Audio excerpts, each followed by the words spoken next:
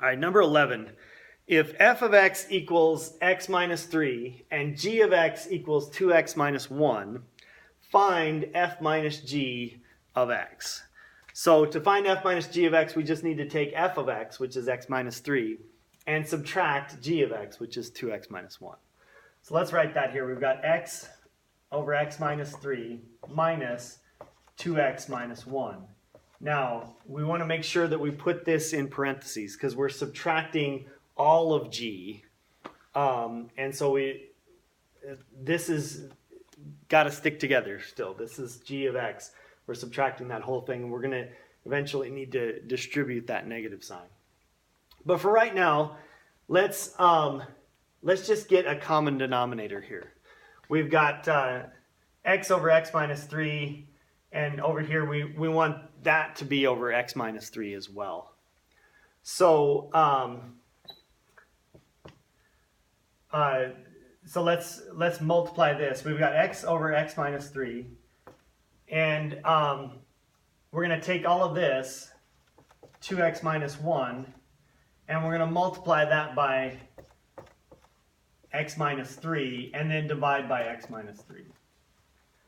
So we can do that because we're really just multiplying by 1. We're multiplying by x minus 3 divided by x minus 3, which is just 1. So we haven't changed the equation. But now we've got a common denominator here. So this is, let's go ahead and FOIL that out. We've got x over x minus 3 minus 2x times x is 2x squared. Minus 6x minus 1x is minus 7x. Negative 1 times negative 3 is positive 3. And all of this is over x minus 3. And then now we've got a common denominator. We can just subtract. We get x minus 2x squared. Let's distribute that negative sign. So plus 7x minus 3 divided by x minus 3. And then we can combine this, the x and the 7x.